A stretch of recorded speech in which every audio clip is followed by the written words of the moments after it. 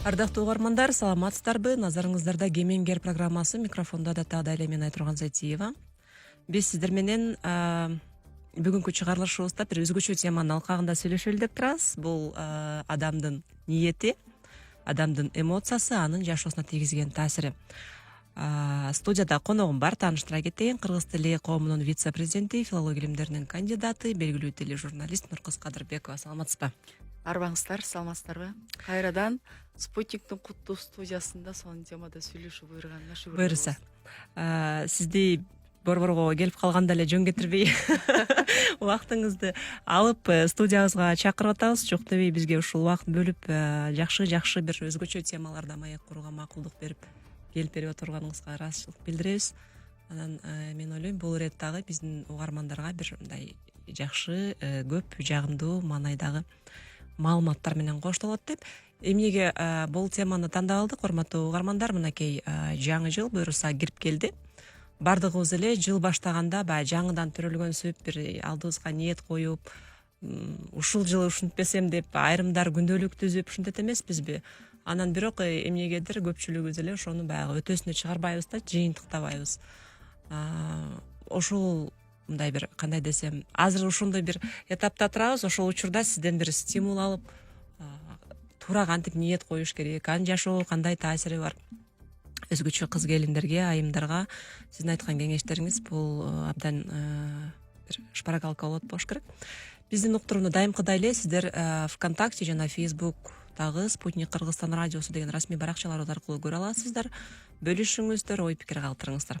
Анда келиңиз, мен көп сүйлөбөй, сөздү сизге берейин. Негизи эле ниет деген бул ниет, каалоо, тилек дейбиз. Айырмасы эмне? Анан адамдын жашоосундагы орду кандай? Негизи ниеттин жашоодогу орду кандай дей турган болсо, ниет бул бүтүндөй адамдын тагдырын, келечегин аныктоочу адамдагы бир каалоо деп айтсак болот да. Ниеттин маанилүүлүгү тууралуу мен сүйүп уккан аалымыбыз Раматулук Чубак ажынын айтканы бар эле. Эки окуя.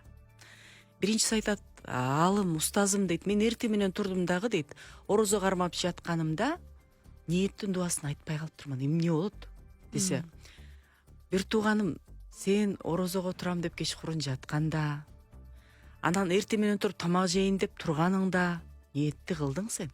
Сенин орозоң кабыл болот деген эле. Бул позитивдүү жагы.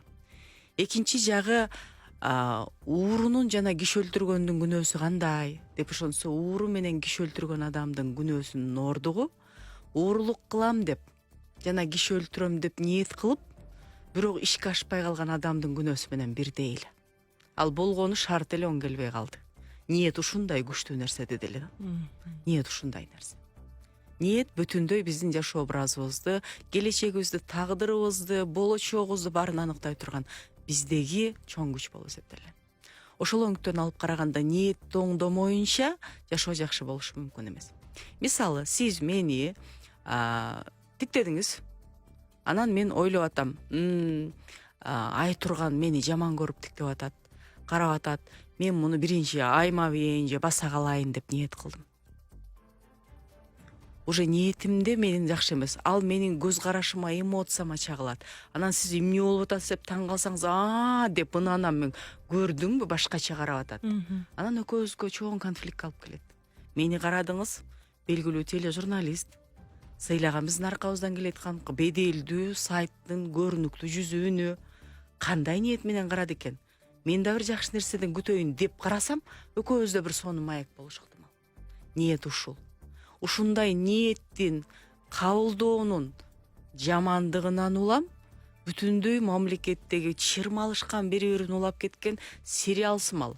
Белгилүү кыргыздын бала кезибизде угуп чоңойгон Топулу Торгой жомогундагыдай цепочка сымал чырмалышкан туура эместиктердин, калпыстыктардын болуп аткандыгы ушул.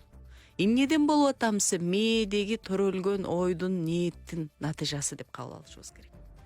Ниет бул ошо болжолдонгон биздин күдүк ойлорубуздай коюлган максаттарыбыздын, кадамдарыбыздын бир себилген үрөнү болсо, тилек каалоо кылып айтканда уже тилибизге чыкты.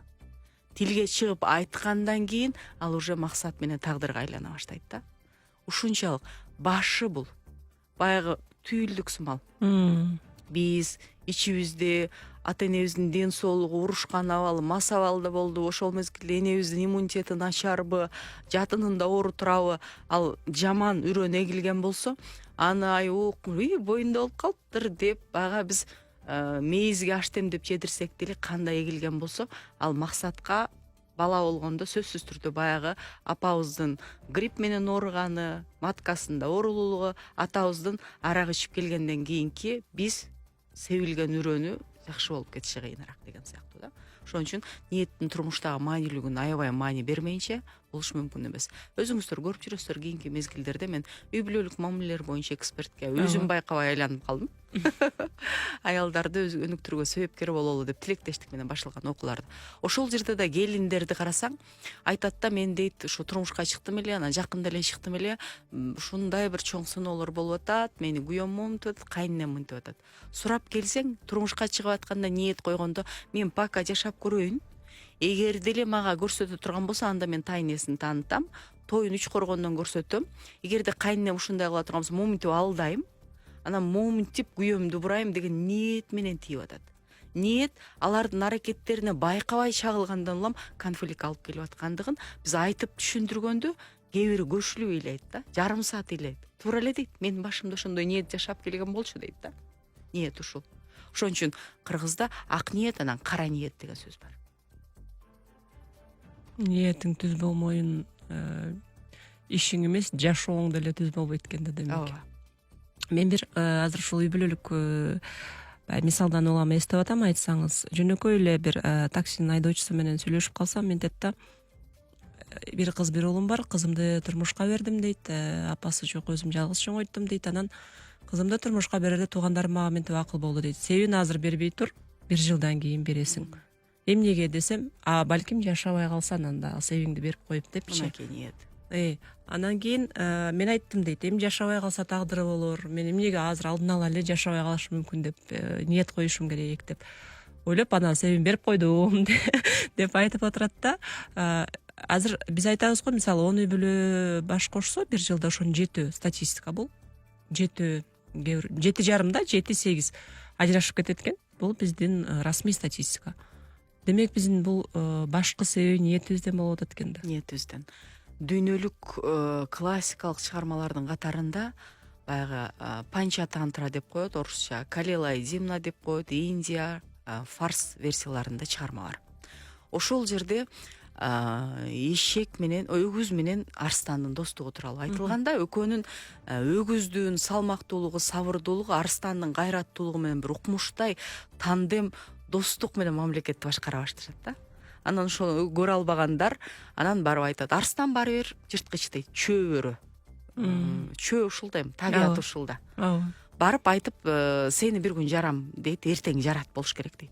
Ушуну ойлонгон өгүз түнү менен уктабай көзү кызарып чыгат. Саарлап барып чөө, сизге ою жакшы эмес, ал чамасы, ал биз сизди жара калган сүзгөнү келе атат, көзү кызарып калса эле ошондой деп ойлоңуз деп айтат.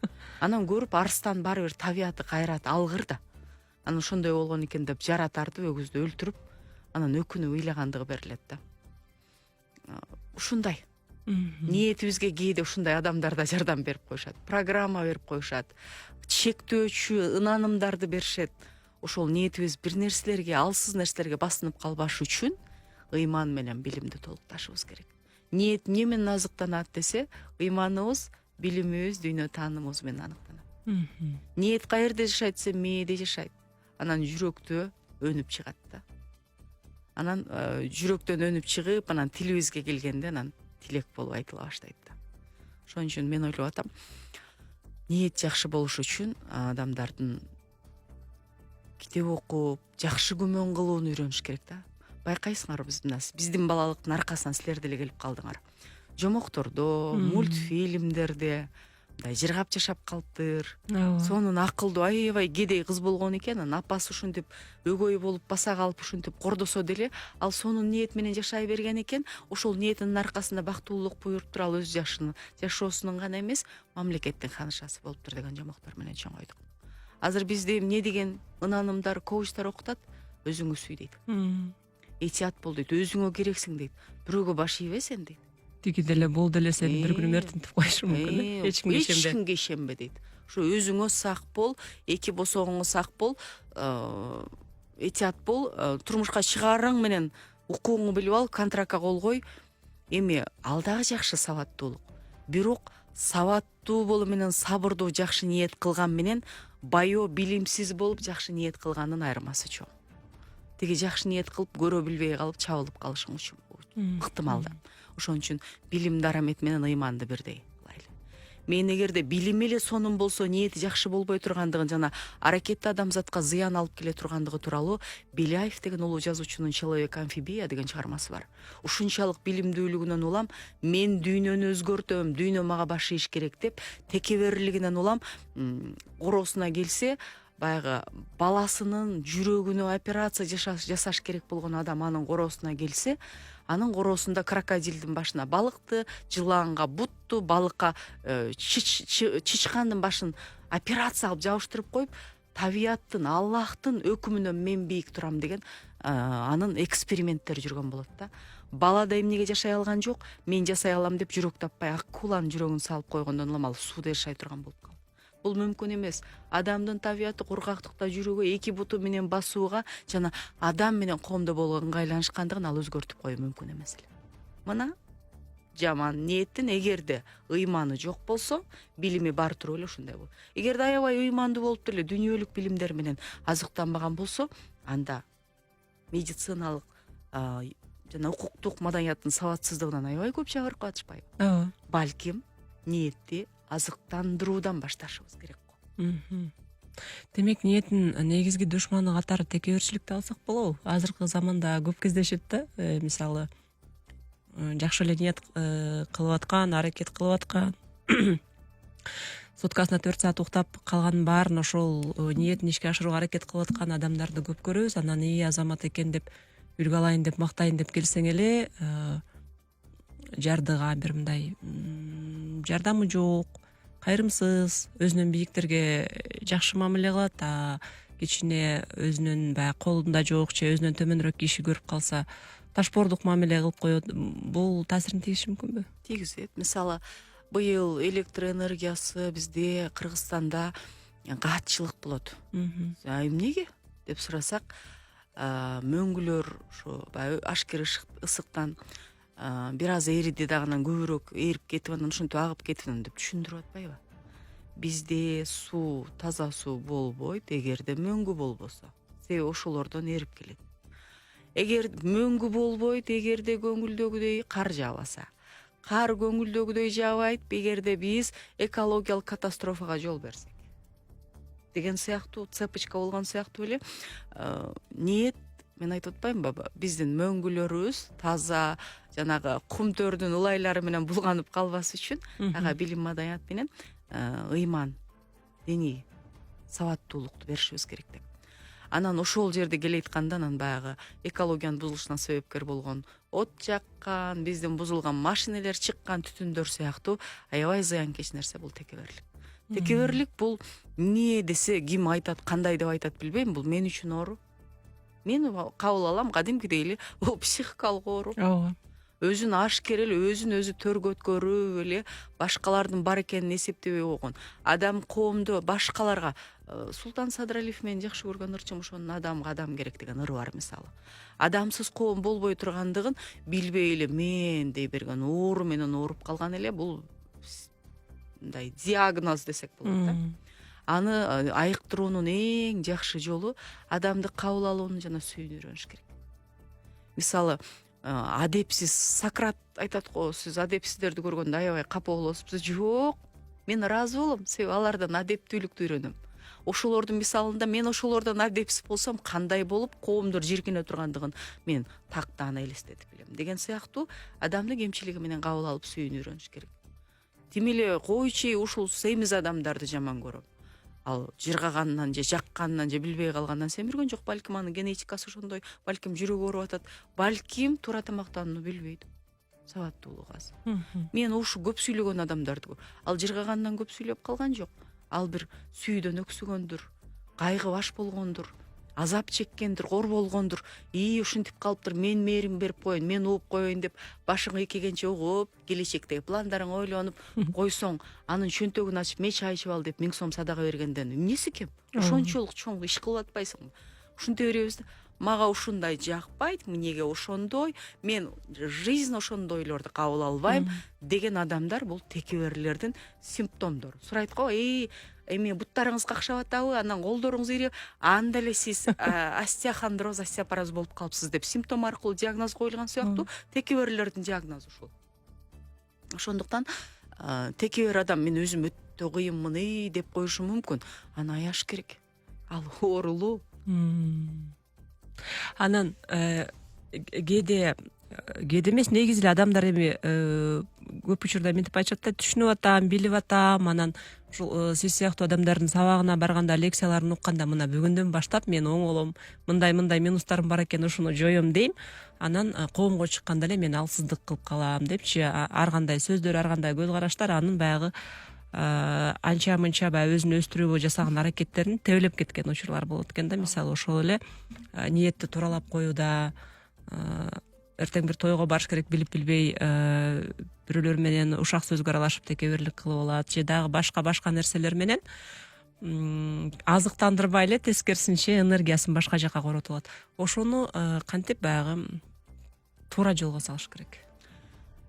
Калайбызбы, моюнга алабызбы, жекиребизби? Владимир Ильич Ленин деген бул күчтүү реформатор, жол башчы жана чоң бир идеологиялык экономикалык платформа мамлекет түзгөн саясатчы.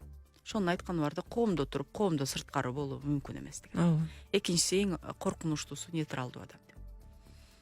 Нейтралдуу адам ошол ниети жаман эле адам. Кокусу мына жакшы болуп кетсе ушулга тарап болуп коеюн, анан бул жак бул жака тарап жек көрүп калбасын, өлүп кетсин, отура берейин десе, бул коркунучтуу адам да. Ошол сыяктуу эле биз мына аракеттерибиз коомдо туруп, коомдо сырткары боло албай тургандыгыбыз чындык. Бирок ошол эле мезгилде мисалы экөөбүз диета кыла турган болсок, 2 күн диета кылып эле эмне арыктап айтабыз, айтурган, кой жөн эле коелучу. Бул болбогур диета экен деп, анан 2 күн жүгүрүп эле эмне арыктап айтабыз деп, дагы эмне бар? Эмнеге чачым өспөй атат, 2 күн чеснок коюп эле. Дагы эмне болуп атат? Жанагы деген сыяктуу бир нерсени кылып эле болбой калат деш мүмкүн эмес да. Адамдын эс тутуму ушундай нерсе, бүгүнкү нерсенин эртеңкиге 30% гана калат. Ошол эс тутумду курчутуп, ошонун ичине киргизип, ага жашатып, жаңы баалуулуктарды көндүмгө киргизиш үчүн 21 күндүк адат керек. 21 күн бою амал кылмайынча, аны келип туруп, башын ачып туруп, мынакей керектүүсү канча болду, 200 грамм акылдан куйгула десе деле мүмкүн эмес. Биз амал кылууга эрк керек да. Эрк дагы ниеттен башталат. Мен ишенем, мен 21 күндө ушуну кайталайм, эмнеге кылбайт экенмин? Ушундай айтургандай келишимдүү болбогудай мен эмне колуман келбейт экен? Бул болдубу, жеттиби ошол денесиндеги бир ийгиликке? Мен да жетем. Атаңдаштык менен эмес, ишеним менен, баалоо менен. Ушул кылган нерсеге мен да кылам, аракет кылам деп ниет кылганда гана болот. Ошон үчүн жакшы ниет кылууну мен үйрөнө албай атам десе, ага жаман ниет кылуу жана жаман күмөн менен жашоо биздин деле акыл эсибизде, көдөнүбүздө ниеттердин, акылдардын, маалыматтардын сактоочу флешкалар бар да. Ошол флешкалар толуп калган. Биздин балалыгыбызда бир казактардын Саян деген киносу чыккан эле. Ошол жерде өзүм бир жакшы ыйман жолуна келген наставник айтат го. Биздин деле ыйманыбыздын тазалыгын сактоочу бир чашкабыз болот дейт, жан дүйнөбүздө. Ошол чашкабызга биздин кылган күнөөлөрүбүз толо берет тамчылап дейт. Ошол күнөө толгондо анан биз өлүүчү болобуз деп айтат да. Бул динде кандай деп айтылат билбейм, бирок ошол кинодогу ошол формулировка адамдардын ниетин оңдоого жана жакшы жашоого багыт алууга сонун инсайт болмок эле. Ошол сыяктуу коомдо мен жакшы боло албай атам десе, анын дүйнөсүндөгү флешкаларды, акылдын, дүйнө таанымдын, ыймандын флешкаларын биз перезагрузка кылышыбыз керек да. Же ага антивирус орнотушубуз керек. Антивирус аны перезагрузка кылуу билим кругозор, дүйнө тааным, бул дүйнөлүк илим менен боло турган болсо, анын антивирусу иман менен боло тургандыгын моюнга алышыбыз керек. Ушул ниеттин жана жогоруда башында айтып кетпедиңизби, эмоцияга тийгизген таасири. Ниеттин кандай болсо, ал жүзүңдөн баягы эмоция менен көрүнүп калат депчи. Анан биз билебиз, аракетиңден. Биз билебиз, эмоция бул физикалык ден соолукка дагы абдан чоң таасирин тийгизүүчү бир жагдайда. Ушул экөөнүн байланышын, мисалы, жаман ниет кылып алсаң дагы, кандай десем, мисалы актерлорду окутканда баягы эмоционалдык шкалалар менен окутат эмеспи? Сен аткарып аткан ал образ, ал сенин жашооң эмес, сенин жан дүйнөңө жакын алып алып, анан баягы ден соолугуңду терс таасирин тийгизе алба деген сыяктуучу. Кантип коргонуш керек ушундай эмоционалдык жактан? Эмоционалдык жактан биз эмоциябызды билдирбесек, кээде ачуубуз келбесе, кээде бир орусча айтабыз го, сдаваться этип коебуз. Антпесек үнебиз адам, үнебиз пенде, ошо менен көркүбүз чыгат. Бирок кайта билүү. Ошону кармай билүү кыйын болуп атабы? Эми муну напсы деп коет тилде. Өзүбүздүн эмоциябыз деп коебуз да. Ошону кармай билүү кыйын болуп атса, кийинкисинде кайта билүү эле ошого жардам бермегиле да. Мен кармай албайм, эмоциям көнбөйт экем деп колду шалдайтып эле айкырып бербестен, айкырып алдым, кыйкырып алдым, эмоциямды кармай албай калдым. Мен бирдемем бар эле, анан байкабай сиз тийишип койдуңуз, же унутуп калдым, сумкаңызды могу жерге коюп коеюнбу, же дедиңиз, ичинде акчам калып кетти, анан үйгө барып, ай турган, анын акчамды атайын көрүп алган турбайбы, сен ушундай адам экенсиң деп кыйкырып алдым мен. Себеби жаман күмөн көнүп калгам да. Анан же андай эмес, мен андай кылган эмесмин. Сизде ыңгайсыз болбосун деп коюп койдум эле, турат, алып кетиңиз дегени келгенде мен кечирим сураганга даяр болушум керек да. Ай турган, мен ушундай жан дүйнөм карарып калыптыр кичине. Көрүнгөндүн баарын ууру тутуп. Себеби ошондой адамдардын айланасында жүрүп калыпмын. Бирок сендей боорукерде адам бар экен. Сендей чынчыл адам бар экен. Мына сумкам турат. Ушу болор болбос нерсеге, адамдын өмүрүнөн, көңүлүнөн кымбат нерсеге азгырылып кетипмин. Болгон ичинде 100 000 сом акчам бар эле. Кечирип кой, дей алышым керек да мен. Ошенткени менин жүрөгүмө тынчтык, сага мига эмне болуп калды деген, мен жакшылык кылайын деген аракетиңен алган жаралануу, капа болуу, караланууңан тазаланууга мүмкүнчүлүк болот эле. Сактап коюш кыйын, баарыбызга эле кыйын. Мен оңой эле эмоциямды сактап коем деген киши же биротоло самооценкасы түшүп сынып калган болушу мүмкүн. Же кичине мындай бир кабыл алуусу, угуусу начарыраак болушу мүмкүн да. Эмоцияга алдырса, бул табигый нерсе экен. Болгонуга кайтууга кайра мүмкүнчүлүк бар экенин түшүндүрүш керек. Мен жакында бир жанагы кыздардын медресенин окууну бүтүрүүчү кечесине сүйлөө маданияты боюнча сүйлөп бериңиз деп чакырып калды. Ошол жерде бир устаз эжекенин, устаза деп коет го, айткан сөзү мага аябай таң калды да. Биз жаңылгыч пендебиз, туура эмес кылып алабыз. Бирок биздин күнөөбүздү жазып турган периштелер 3 сааттын ичинде күтөт дейт да. Шуну жазсамбы, жазбасамбы, же ушул пенде мындай кайрым кылып кечирим сурайбы деп. Эми кудуреттүү, баарыбызды жараткан, көрсүн деп көз, кулак берген, кааласа биздин өлүшүбүздү качан билген, бизге ырыскы беришин качан билген. Кудай таала бизди 3 саат күтсө, пенде да күтүш керек да, бул эмоция калдырып калды мен күтөйүн деп. Ал эмоция калса ийилген, эңкейген деп эле барып чакалаша берсек. Жашоонун баалуулугу, бири-бирибизди баалоо, адам экендигибиз, инсандык бийиктигибиз кайда калат? Аял деле күйөөсүн 5 мүнөткө кечирет, анан кийин аркасынан эмне болуп атасың деп анан айтабыз го. Үй бүлөлүк мамилелерде деле ушул да. Анан жакында бир TikTokто мен ушунчалык бир 700 000 просмотр менен 10 000 жактыруу топтойт деп ойлогон бир окуя болду. Ошол жерде бардар кыз турмушу начарыраак эле жигитке турмушка чыгып, анан экөө сүйүү менен жашап, студент экен. Анан продуктуга түшүп базарга, анан кургак чайга акчасы жетпей калган деңгээлде эле жашашат экен. Анан экөө маршруттук такси күтүп турса, бир келин келиптир да, аябай сонун кийинген, пальтолору келишкен келин келип, анан такси жалда отуруп кетсе, ошонун күйөөсү бир башкача абаз, назар салып тиктептир да. Анан аялы келип капа болуп калыптыр. Мен деле бирөөнү ушундай чырактай кыз эле, мен ушуга сүйүү деп тийсем, менден сулуураак каралган, таралгандарды карап атат депчи. Анан ошо күйөөсү келип картошка кууруп, анан чакырып, анан баягы келинди көрдүңбү дейтмиш да. Анан жок деп.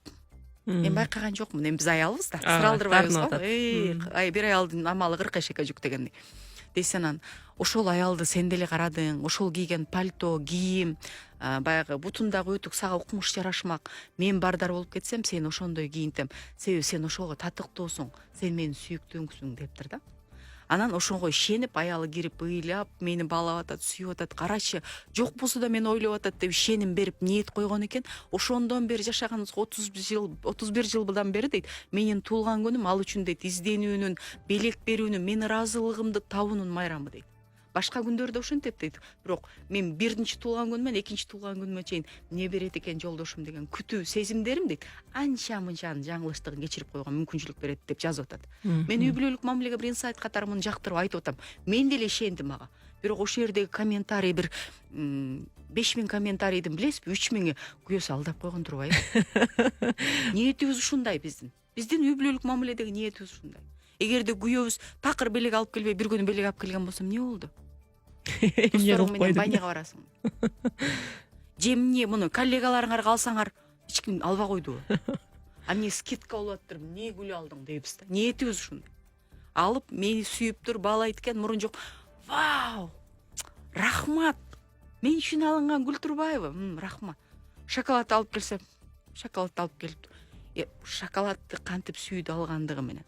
Биз чымындан айырмабыз. Чымын мээсинде билет, ошол дарыга жабышса түшүп консо өлө тургандыгын. Бирок эс тутуму кыска. Бизче айтканда мээси жок болгон үчүн, коэффициент IQ-су төмөн болгон үчүн барып конуп өлө берет.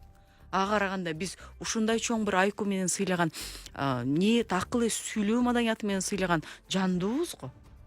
Ошол өңүттөн алып караганда ниетти жакшы кылмагайынча жашообуз жакшыкка бурулушу мүмкүн эмес. Балким ошол келин, бул аны күйөөм ал келинди сүйүп эле карады, просто мени алдады деп ниет кылганда, алардын конфликти күчөмөк, урушмак, анан баары мени кабыл албайт деп, алар балким ошол күнү ажырашат эле. Жокчулук менен эмоциялык кыйчалышуунун айынан. Эмоцияны сактоо менен ниеттин байланышы ушул. Аябай жакшы мисал экен. Ошол комментарийдегилердей болуп чын эле эми ушинтип койдуң да үйгө келгенде анан ал шулуун жетим турбайбы күйөөсү дейт. Мен ошол жерден карап атам. Алдашы мүмкүн деп окуп алып анан оюма келип атат. Ошентсе чынында кандай балким өмүр бою жүрөгүндө так болуп кала турган бир уруш чыкмак, ажырашып кетпесе дагы. Анан мындай бир көп убакыттык ниет, анан кыска убакыттык ниет болот эмеспи? Ошонун өзгөчө кыска убакыттык ниеттерди биз көп угабыз да, ишке ашпайт экен.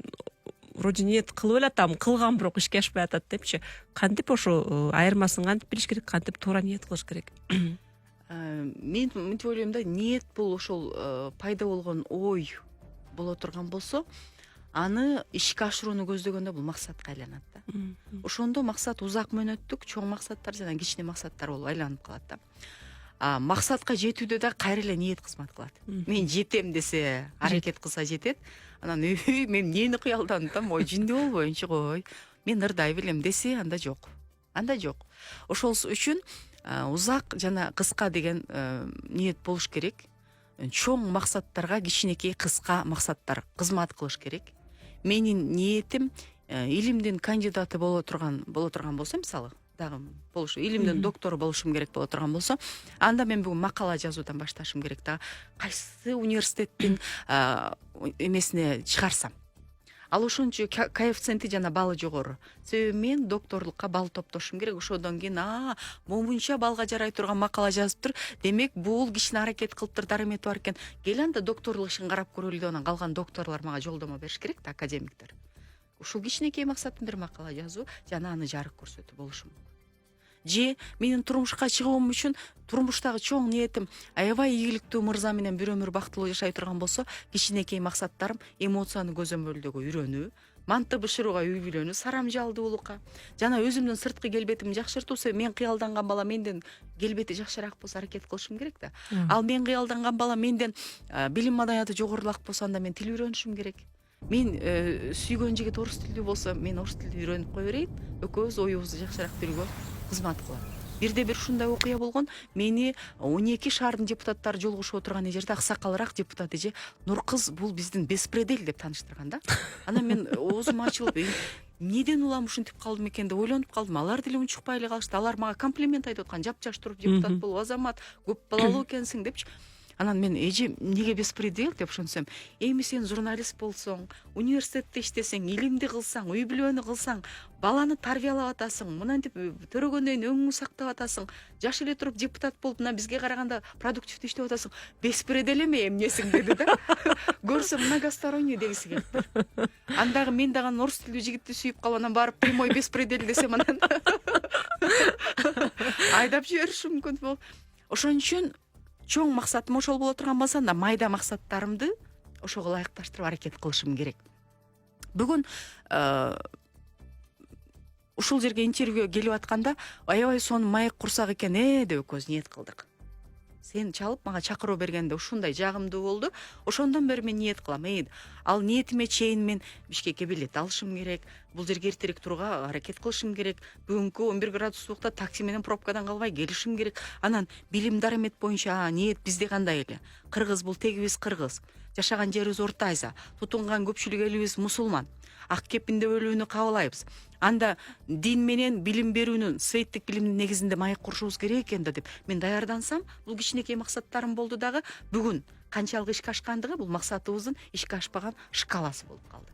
Мына ушундай ниеттерде болуш керек. Дайыма чоң максаттарыбызга кичинекей жана жолдо кетип атканда менин эжем айтмакчы, по пути максаттарыбыз ишке ашыш керек да. Менин Алматыга барып кече эле бир чоң айымдардын чакыруусу менен жердештерге аял коомдун көзгүсү деген спикер катары сүйлөп келдик. Ошол жерде по пути кызматым катары мен Бишкектеги балдарыма жолугуша кетишим керек. Ошого мен эртерээк билетимди алышым керек эле деген сыяктуу нерселер болду. Келгенде эмне кылышым керек? Максатым негизгим көрүшүү, эс алуу, балдарым менен убакытты өткөрүү, аларга шыктандыруу, алардын бир тайыздап калган эмоциясын төмөнкү толкундарга түшүп мени сагынып аткан болсо, жогорку толкундарга көтөрүүгө стимул берүү, мотивация бере турган болсо, ботинкең түшүп калыптыр, ботинкеди алып берейин десем, по пути максатым да бул. Ооба. Анын бутунун жылуулугу да маанилүү да мага. Деген сыяктуу нерсени кылышым керек эле. Ушул майда ниеттер менен чоң ниеттер, майда максаттар менен чоң максаттар ушундай болуш керек. Анан ошого кайра эле ниеттерибиз мындай азыр бир ушундай бир айтуудан уялып калдык. Мотивация, мотиватор деген сөздү айтуудан уялып калдык. Баарын өзүн өзү тааныштырып атат да. Мындай жөн эле кыргыздын сөзү менен шыктандыруу деп айталычы. Шыктандыруучу, шык берүүчү депчи. Мен аябай эмоция менен айттым окшойт да, депчи аябай күлүп калдыңыз сиз. Жок, дегеним чын эле баягы мындай экен да, бир ишти билип жасаган киши уялып калат экен да, башка эле бирөөлөр билбей кылып аткан катачылыктардачы азыр да ошондой көзөмөмдө жашап өтөт да. Ошого күлкүмгө бир аз эле мурдараак ушул эле абалдын тескерисине туш болдум эле. Биз мотивация берип, анан биз кыргыздын кыздарын көтөрүп атабыз деген сыяктуучу. Ошондо сиз дедиңизби? Башы кеп койдум, эми ар бир адамдын өзүнүн ою да. Анан тилекке каршы ушул баягы ак караны айырмалаш жөнөкөй калкка ушул жерден оор болуп калат экен да. Ошого дагы биз мурда көзгө көрүнбөгөн нерселерди эмне кылабыз, эфирге чакырып, аны ар бир адам өзү түшүнүп алат, өзү изилдейт деген ойдо болчубуз. Азыр баягы көбөйүп кеткен үчүн кандай десек, псевдомотиваторлор коомго бир кичинекей болсо дагы баягы үрөөн ташташ үчүн биз дагы эфирибизден бөлүп отурабыз да ушул темаларгачы. Псевдомотиватордон карап туруп уже мотивация алыш керек. Ушул мотиватор болуп атса, кой сен кыймылда дешиң керек. Туура айтасыз. Ооба, анткени ал бир эле өзүнө эмес, элди кошо канчалык бир деңгээлде көптөгөн кишилерге мындайынанбы тигиндейиненби мотивация берип, ал айткан багытта болсо башка бир багытта өзүн таап кеткен адамдар болот да. Анан аны карап отуруп чын эле шалпыйбай туруп калышыбыз мүмкүн. Туура. Азыр сиз айткандай, демек баягы эмгек кыла бериш керек экен да, ниет жөн эле ниет кылып отура бербей, эгерде дейт баягы туура пландоо жана мындай туура кагазга түшүрүү бул иштин жарымы дейт да, иштин жарымы аткарылганы дейт. Анан сиз билимиңиз, ошого карата маалыматыңыз болбой эле эми бир кыймылдай берейинчи, кайсы тарапта экен, мен спутник тарапка бир шу тарапты көздөп түшө берейинчи, акыры барат эмес. Жок, мен максат алыш үчүн Айтурган айым спутниктин эмеси кеңсеси кайда жайгашкан? 46 эркенди 46. Ага кайсылар барат экен? Маршрут ыңгайлуубу же таксиби? Машина эми айдасам айдай аламбы музда деп мен пландап анан келем да, өзүм айдап чыксам 3-тө керенип кетсечи, жайкып дөңгөлөгүм менен. Ошол сыяктуу туура пландоо, анан аракет керек.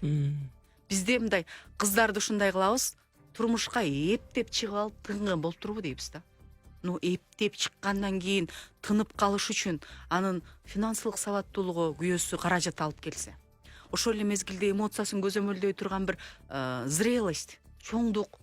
Анан ал үй бүлөдө бизде Кыргызда 90% ушундай, 10% бир жетишип мейли бала болбосо мейли жашай беребиз деши мүмкүн, 90% бала болбосок түшүнүү менен ажырашалы деген деңгээлге жетет эң маданияттуусу. Мындай маданиятсыздыгы тим эле аны боксный груша кылып анан үйүнө жеткирип коет да, сен төрөбөйт экенсиң. Анда репродуктив ден соолугун текшертиш керек. Жанагы месячный деген нерселер туура келип атабы, мунун тукум бездери иштейби иштебейби деген нерсесин. Андан кийинкиси тамак ашты бышыруу, бул эми бизде динде парыз делинбесе дагы важипке жакындайт. Кыргыздарда бул салт да. Ооба. Кабыл алынган нерсе. Ошон жок мен бышырбай деле кое берем, айтам мен күйөөм бышырат десең анда кыйын болуп кала тургандыгына, анда сен эптеп күйөөгө тийгенден кийин эле тынып калыш максат болсо, могу 4 нерсеге көнүк. Анан аракет кыл. Бул боюнча мен кайра эле бүгүн эми Чубак ажыны айтканы келгендей эле болуп атам. Жактырам. Себеби ислам динин бизди урушуп, анандай болоор экен, сен тозоку болдуң дебестен, кыргыздын ойлоосу, макыл дүйнө таанымы, керегем сагайтамы менен, тамашасы менен, бир жорго сөзү менен жеткире билгендиги миңдеген адамдарды динден өзүн табууга жардам берди. Жана традициялуу ислам дининин жайылышына мүмкүнчүлүк берди. Ошол кишинин айтканы бар эле, устаз, мен 15ке чыктым, балакатка жеттим да, күйөөгө тиейин десем апам да уруксат бербей атат. Эмне кылайын? Апам угайынбы же тийип кете берейинби динге баш ийип десе. Алтыным, сен 15ке чыксаң манты бышырганды үйрөнгү, эмне кыласың деген эле да. Динде андай жок да, ооба сен балакатка жетсең тие бер деп айтылат. Ал эмне деп атат? Кыргыздын салтында сен аял болууга, сарамжал болууга, балдарыңа таза экологиялык бышырылган тамакты берип, мыкты эне болууга даярдан деп чакырык жасап атат. Мына ошондой бир аракет кылыш үчүн ага даярдык, даремет, билим менен барыш керек. Сен журналист болом деп келип эле отуруп калсаң эле, көздөрүң сул келишкен, шаштарың капкара, чыныгы чыгыштын кызы экенсиң, отур деп микрофон берген жок да. Ага чейин окудуңуз, аракет кылдыңыз, момундай үндү иштеп чыктыңыз, же мектепте эле ушундай дикция менен сүйлөй белеңиз. Ушул дикция болбосо, баардык тиктоктогу жана подкасттарды сизге сүйлөтпөсө керек эле. Арыраак коп койгулачы айтурган только интервьюну алып барсын демек. Бул аракет да, үн менен иштейбиз да биз. Үндүн жарымын чыгарабыз. Бар жоогун кой берип койсок, ал коңгур эмес, маңкылдаган, чаңкылдаган үн чыгат. Анан подкасттан, анан бияктан спутникке бирөө чалат. Айтургандан башка эч ким жок, биз башкасын сүйлөткүлө деген. Мына ошол даремет, билим менен келгендигиңизден улам, сиздин аракетиңиз ушул спутниктеги иш жараяныңыздын бир бийиктигине жеткиргендигин сиз өзүңүздүн мисалыңызда билесиз. Мына ошону жашоого киргизишибиз керек. Рахмат, Чубак ажы жакшы эскерип кеттиңиз. Бир эмеси мен дагы аябай мындай бир жакшы айтканда, бизде эми мыйзам светтик өлкө болгону менен баягы ислам уруксат берген деп эле эркектер түшүнсө түшүнбөсө экинчи аял, үчүнчү аял деген теманы көтөрө беришет эмеспи? Өзгөчө молдокелер отурган жердечи бирөөсү ошентип мен экинчи аял алсам болобу деп бир шартын жазган экен. Аягына чейин окуган жок, башын окуп эле, бир сүйлөмүңдү оң ката сага болбойт сен ката кетиресиң деди да.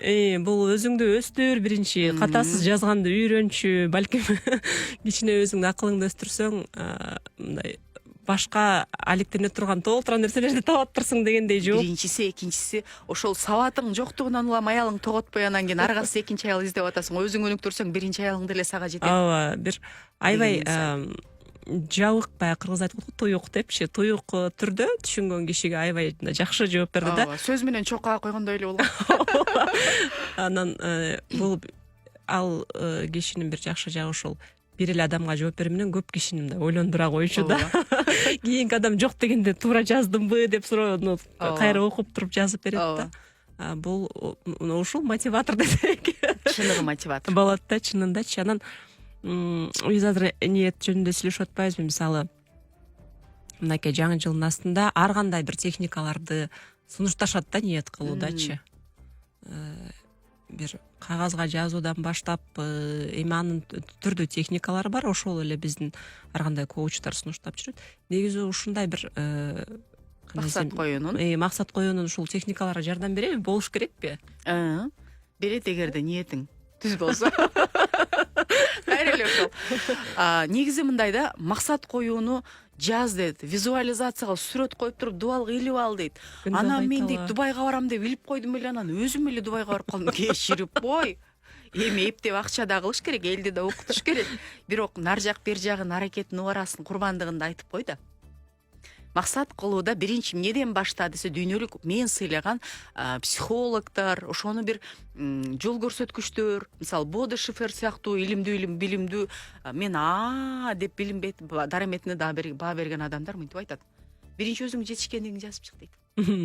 Сен эмне колуңан келет? Артыкчылыгыңды жаз дейт. Анан кемчилигиңди жаз дейт. Артыкчылыкты эмнеге жазасың? Сенин колуңан эмне келет? Максат коюуда сенин ошого дараметиң ылайыкпы? Кемчилигиң эмне жазасың? Ошол артыкчылыктарың колдонуп максатка жетүүдө могу кемчилик, вирустар сени токтотуп койбойбу? Мен аябай эс тутумум жакшы, сонун сүйлөйүм, жаза билүү речим жакшы, китеп жазгым келип атат, бирок кемчилигим жалкоомун. Кечирип кой, эчтеке жок. Ошол кемчилигиңди, жалкоолугуңду жеңүүнү максат кылмайынча, наркы ийгиликтериң, артыкчылыктарың болбойт деген сыяктуу. Ошону жазып алып туруп, анан маанилүү максаттарды. Адам эми 4 багытта да. Рухий, жагыңан билим маданиятыңа эмне кылып өнүктүрөсүң? Сырткы келбетиң кантип өнүктүрөсүң? Анан адам индиец эмес да, таш тоорду өзү жасай бере турган. Үй бүлөң менен. Үй бүлөң үчүн эмне кыласың? Анан коом үчүнчү деп бөлүп жазып ал дагы, анан айларга бөл деп айтат да. Мына ушул туура. Жөнөкөй эле нерсеси ушул. Мен азыр элестетип койгула, мага Мээрим Жуманазарова аябай жагат. Ой, Айсулуу Тыныбекова менен Айпери Медетбек кызын карасам көзүм кубанат. Карасаң президент эле сыйлап атат, баарыбыз урматтайбыз. Билбейм, мынча эле бир түркөй жашоодо жаны кир деп тердеп калгандар эле эмне турса кийип күрөшүп атасың дебесе, 95% кыргыз жүрөгүнүн могу жеринен жакшы көрөт. Ал эмне ар бирибизге кирип мени жакшы көр деп коркутуп чыктыбы же чөнтөгүбүзгө акча салдыбы? Жок. Эмгек, дарамет, курбандыгы менен ошого жетти. Анан карасам, баары эле сыйлап атат, силер жакшы көрүп атасыңар, бөлүшүп атасыңар, сайттар алып атат, белектерди берип атат, президент үй берди. Анан мен Мээрим Жуманазарова болгум келсе, колуман келеби? Жаз Нур кыз дараметиңи. Сен канчага чыктың? 45ке. Эми машыксаң, сен жанагы форманы кийип, сонун болуп, үчкү залга барып чыксаң, колуң үзүлөт, күрөшкө чыксаң. Анан майып болосуң. Кичине дараметибизди карап максат коелу да. Эгерде мен Мээрим Жуманазарова мага жакса, мен ошондой болууну кааласам, анда кызымдан баштасам болот. Себеби мынча жашынан баштап күрөшкө берем, мен анын видеолорун көрсөтөм, ошол аркылуу кыргыздын туусун багындырган бир патриотту тарбиялайм деп максат койсом, анда мага реалдуу. Себеби мен ынандыруу мүмкүнчүлүгүм жогору, сүйлөшүү маданияты, кеп маданияты боюнча жүздөгөн журналист менен саясаттарды окутушкан тажрыйбалуу илимпоз катары. Туурабы? Ооба. Ошону жаз дейт. Мен көпчүлүгү максат коюп алат, 45 жашында Мээрим Жуманазарова болгусу келет, кечирип кой. Аябай сулуу кыздарыбыз бар. Баягы бир Лаззат беле? Мен ошол болгум келсе, сулуулар конкурсуна катышкым келсе, ой, мен эч ким албайт да. Анда мен ошондой сулуу кыздарды балким тарбиялап, шакирт тарбиялашым керек деген нерсе. Мына ошол максатты туура коюу, дарамет мүмкүнчүлүгүңө баалоо, кемчиликтерди моюнга алып, моюндап туруп, мен ушуну жое алам деген эркти койгондо гана ишке ашат деген ушул. Жылдын этегинде баарыбыз мен Кыргызстаным үчүн эмне кылам? Коом үчүн, үй бүлөм үчүн жана өзүмдүн бактылуулугума Аллах Таалах тирүүлүк берген мүмкүнчүлүк болсо, анда мен салым кошо алам деген ниетти койгонубузда гана жыл жемиштүү, берекелүү боло тургандыгына ишенем, жана баарыңыздарды чакырам, жана бүгүн намаздарда дуа кылам. Эң сонун коллективдүү ниет, анан жеке ниет. Коллективдүү ниет ишке ашабы? Ашат. Коллективдүү ниет ишке ашат. Айрыкча жаман ниеттер ишке ашат. Давай жүр митинг кылабыз десе, тез эле чогулуп калышат го. Ушул жерде экениңди сезгем деп деле таап алышат бирин-бири. Ооба. Аларды эмне бириктирет? Боль, каалоо, курмандык, мындай эмне деп коет? Бир абалда турган курбандыгы бириктирет да. алар башка нерсеси деле жок. Ошол тоодон өтүп алган кел мына таксиге чогуу отурбайлы, төртөөбүз бирге жалдабайлы, төртөөбүз тең бир тарапта экенбиз десек, бизде бир эле нерсе азыраак акчам кетсе экен деген нерсе, бул мага адам эмес. Төртөөбүз жалдай турган такси 500 сом болсо 150 сом көрүнүп атканын мен мойнума алышым керек да. Жаман ниетте ушул. Эгерде жакшы ниет пайдалуу боло турган болсо, анда мунун дагы чөнтөгүнө 150 сом пайда келип аткандыгын ойлогонумда азыркы аракетим жемиштүүрөөк болмок. Маршрут айдаган кишиге, жолдо токтой турган киши 15 сом көрүнбөй эмес. Ага пайдасын келтирип аткандыгын жана жолдо ал ага таксиси үчүн 200 сом пайда келтирип аткандыгын ойлогондо, анын иши жемиштүү, тапканы берекелүү болмок. Коллективдүү ниеттер ушул. Сиздер мисалы жамаатыңыздар менен эмдиги жылы мынча да просмотр топтойбуз, мынча да контингент жасайбыз дей турган болсоңуз, анда баардыгыңыздарга ишеним, бирдей аракет жана жоопкерчилик бирдей болуш керек. Бизде коллективдүү максатта сен эмне кыласың дейт да. Ооба. Анан ушундай бир ниеттер бар. Кокой, мен ошогону кылмакмын эгерде мени мэр кылып койсо дейт. Мамлекеттик тилди мен өнүктүрмөкмүн эгерде президентке караштуу комиссия коюп койсо. Мамлекеттик тилди мен өнүктүрүш үчүн башка этностун өкүлдөрү Кыргызстанда мени карап туруп уккусу жана сүйлөгүсү келип кеткендей сүйлөсөм. Жана мен өстүрүп жаткан 5 баламды мамлекеттик тилге урматын ойготуу менен так даана сүйлөөнү үйрөтсөм, менин кошкон салымым болор эле. Мен сөзсүз эле эми кызмат бирөө да 5 миллионубуз барып алсак кантип өнүктүрөбүз? Ошого жардам берген болот элем. Ар ким өзүмдүн позициямда жана ордумда туруп, мен коюп аткан максатка эмне салым кошом дегенде, мындай өзүбүзгө машырлануу, ыраазы болуу жана туура чечим болот деп ойлойм. Эми ашкери акылдуу болуп кетсем кечирим сурайм, бирок ошол возрастка ортодон жогорку муунга келип калдык. Өткөндө жаштар, журналисттердин арасында жаштар десе, кимди сунуштайса бирөө мени жазып койгон экен, уялып кеттим да. Ошондо сездим биз ортодон жогорку орто муунга кошулуп калганыбызды. Эми баягы айтып коет го, көп жашаган эмес, көптү көргөн билет депчи. Ал сыңар. Жашым жаш, чачым кара болгон менен эң алыс өмүр деген жолдон келем дегендейби? Ооба. Ал сыңар тажрыйбаңыз ар тармактуу, анан терең. Кыргыз өзү деле жаш келсе ишке деп мындайча айтканда бул илгертен эле ата бабабыз моюнга алган нерсе да, сөзсүз эле акыл үйрөтүш үчүн 80ден ары ашып алып тишиң тишип калгандан анан башташ керек эмес. Жашоо тажрыйбаң көп болсо, кыргыздын натурасы ушундай, угат жашты болсо дагы угат акыл жаштан депчи мисалы. Андыктан чектебеңиз сөзүңүздү. Бар нерсени айтыңыз. Биз тилекке каршы азыр ушинтип өзүнүн билгенин кенен бөлүшүп, аны мындай жөн эле бөлүшүп койбой, так даана кооз тилде айтып берген адамдарыбыз аябай аз, эне тилде, кыргыз тилинде. Анан ушул жерде мүмкүнчүлүк берсеңиз бир сөз коюп коеюн. Ушул билим дараметим бир пайдалуу болуп калабы экен деп бир нерсени айтып, карачы тетик айды айтурган кандай сонун десең, сөмөйүнүн маникюрун караган адамдар көп. Айды эмесчи. Азыр экөөбүз көрсөк отуруп, ой деп бир экөөбүздүн видеобузду көрүп отурган бир 5000 киши алкасы аркасынан үчөө бирөө айтат, айтурган чачын байлабайбы десе, берки шапкасын чечип койбойбу дейт айтурган иш. Ал ошолордун дарамети, аларга да жакшы ниет кылалы, көмөң кылалы, өзгөрсүн. Ооба, кой аксагы менен миңдейт. Андай адамдарсыз жашоо кызыксыз болуп калат. Биз сизге терең ыраазычылык билдиребиз. Борборго келгенде дагы биздин студиябызга келип туруңуз. Ардактуу угармандар, биз болсо ушуну менен бүгүнкү кемеңгерди жыйынтыктайбыз. Бүгүн бизде студияда кыргыз тили коомунун вице-президенти, филология илимдеринин кандидаты, тележурналист, Ош шаардык кеңешинин бир нече жолку чакыруусунун депутаты айта берсем көп тармактуу Нургуз Кадырбекова болду. Биз адамдын ниети жана эмоциясы тууралуу учкай сүйлөштүк. Мен ишенем, азыр көп нерсе дагы айтылбай калды. Убакытка байланыштуу. Бүгүнкү чыгарылышыбыз дагы сиздер дайымкыдай эле ушул социалдык тармактагы баракчаларыбыздан көрө аласыздар. Кайрадан угушканча.